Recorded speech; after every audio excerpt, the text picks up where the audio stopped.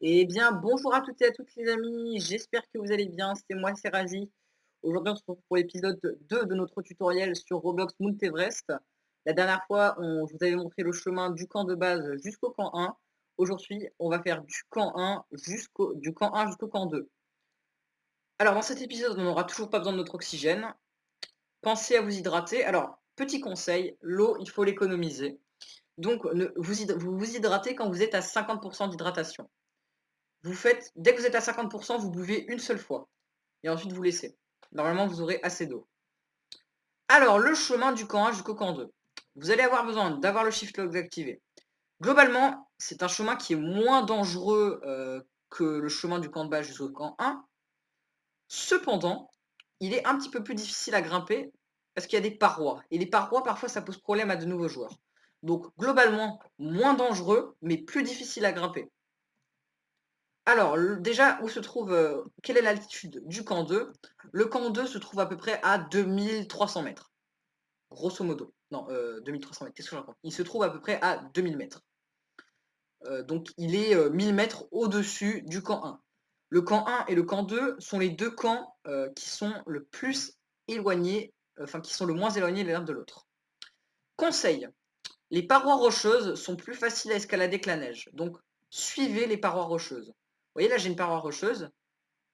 Je peux grimper ici. Là, les chemins comme ça, avec de la roche et de la neige, c'est des chemins parfaits. Voilà, c'est vraiment les chemins parfaits qui peuvent être utilisés pour grimper. Donc, suivez les chemins rocheux. C'est important. Voilà. Attention de ne pas faire une trop grosse chute non plus. Alors là, je crois que j'ai fait une erreur en passant par là. Non, c'est bon, je peux passer. Donc, le shift lock est très important. Donc là, vous voyez, petit tips encore une fois. Si la météo est en heavy cloudy, c'est qu'il risque d'y avoir une tempête de neige. C'est même quasiment sûr. Donc si vous êtes en heavy cloudy, préparez-vous à avoir une tempête de neige. Donc là, je suis les chemins rocailleux. Il n'y a pas trop de soucis. Alors, Octar galère un petit peu à grimper un truc simple. Allez, tu peux le faire.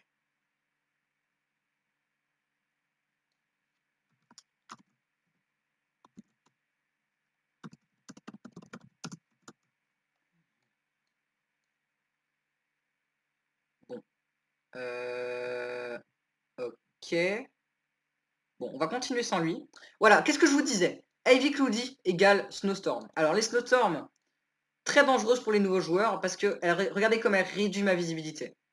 C'est pour ça que vous pouvez facilement vous perdre dans une snowstorm. Alors heureusement, moi je connais le chemin. Donc voilà, je suis les chemins rocailleux. Bon, ça c'est peut-être pas évident pour vous du coup dans la vidéo parce que bah vous pouvez pas voir le chemin exact que je prends, mais il y a plusieurs chemins pour y aller.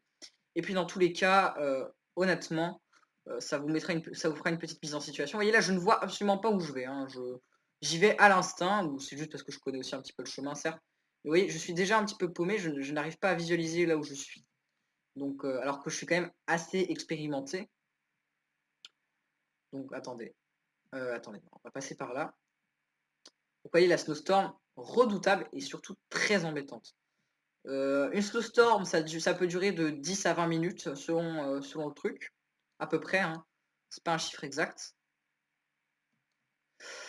Ah, c'est dommage parce que du coup, je voulais vous montrer un point de repère. Je ne sais pas si j'arriverai à le trouver, ce point de repère, justement pour vous montrer que vous êtes sur la bonne voie. Je crois que c'est là. Est-ce que c'est là? Non, non, c'est pas là. Je sais pas, ça se trouve, je l'ai déjà passé, ça se trouve pas. Alors là, on a une petite paroi, on va la contourner par ici. Donc, encore 400 mètres à monter. Non, même pas 400 mètres, 300 mètres à monter, on y est.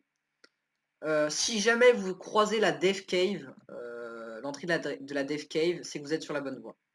Voilà. Mais bon, vous avez juste à monter, c'est pas bien compliqué. Hop, hop, hop. Donc, voyez, là, je vous l'ai dit, vraiment aucun danger, hein. Ici, le seul danger à la limite que vous pouvez avoir, c'est une avalanche qui vous fait tomber bas. Mais sinon, non. Là, ce qui est surtout dur, c'est de grimper certaines parois. Mais le chemin entre le camp 1 et le camp 2 sont très faciles. C'est la partie la plus facile de votre escalade. Même le chemin entre le camp de base et le chemin entre le camp de base et le camp 1 est plus dangereux et plus difficile que celui jusqu'au camp 2. Donc ça va être une vidéo très courte, hein. Je vous la fais quand même en pur visuel parce que j'aurais pu faire camp de base jusqu'à camp 2 pour faire un épisode un peu plus long. Bon, c'est pas très grave. Alors, oh, alors on a définitivement perdu Reptar. Bon, en même temps, j'allais pas l'attendre. Normalement, le camp 2 est juste là, il me semble. Alors, attendez. Est-ce qu'on a... Je sais pas du tout où je suis, les gars. Je suis à 2100 mètres, il devrait être juste là, normalement. Oui, normalement, il est juste là. Normalement, il est juste là-haut, là. Normalement. Je dis bien normalement. Attention. Et non, pas du tout. Je ne sais pas où je suis. Et attendez, ça se trouve, les gars, j'ai déjà passé le camp 2. Vous voyez, la tempête de neige, c'est globalement le truc le plus chiant du jeu. C'est encore plus dangereux qu'une avalanche parce que le truc, c'est que vous pouvez vraiment vous paumer. Alors, attendez. Je sais pas du tout où je suis, les gars. C'est terrible. C'est vraiment terrible. Je n'arrive pas à voir où je suis. Alors, je suis censé vous faire un tutoriel sur comment arriver du camp 1 jusqu'au camp 2. C'est vraiment terrible, quand même. C'est terrible. Alors, est-ce qu'il serait pas là-haut par hasard? Non. Je crois que je l'ai déjà passé, en fait, parce que je suis à 2200 mètres. Normalement, le camp... Ouais, non, je l'ai déjà passé. Je l'ai déjà passé, les gars. Donc, vous voyez, même moi, j'ai du mal. Donc, j'espère pour vous que vous n'aurez pas de tempête de neige, parce que sinon, vous allez complètement vous paumer. Moi, ça va encore. Donc, moi, je l'ai passé parce qu'il est à peu près à 2100 mètres, en fait. Il faut que je redescende. Ah, putain. Ah, tempête de neige, tempête de neige. Je suis en train de gâcher ma vidéo, c'est terrible. Ah, voilà. Donc, ah non, elle n'est pas terminée, c'est juste que je ne sais pas pourquoi. Alors, du coup, où est ce camp? Où est ce maudit camp? Putain, il est si bas? Ah ouais, d'accord. Ah, il est là. Bah voilà, il est là. Regardez, j'ai juste... voilà. Donc, normalement, si vous suivez les chemins rocailleux, vous le trouverez sans problème. Moi, j'ai suivi des chemins enneigés parce que j'étais paumé à cause de la tempête de neige, mais normalement, vous n'aurez pas trop de problèmes. Alors, le camp 2, il sert d'abri, de point de rassemblement. Il a un truc à oxygène, mais ça sert à rien parce que ce niveau-là, vous n'avez pas encore besoin d'oxygène. Vous voyez, je suis toujours en off. L'oxygène, vous en aurez besoin à partir de 2400 mètres. Donc, dans la prochaine vidéo où je ferai du camp 2 jusqu'au camp 3, qui est déjà un chemin bien plus complexe, là, la vidéo sera vraiment intéressante, eh bien, vous en aurez besoin de cet oxygène. Donc, nous voici au camp 2. Voilà, voilà. Donc, prochaine vidéo, du coup, camp 2 jusqu'à camp 3, ça va se compliquer. On va avoir des échelles et ça va être un très long trajet parce que vous voyez que le camp 2 se trouve à 1700 mètres.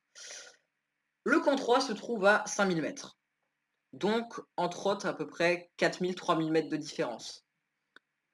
Ce qui est beaucoup. Donc, je vous dis ciao, à la prochaine. Bye bye.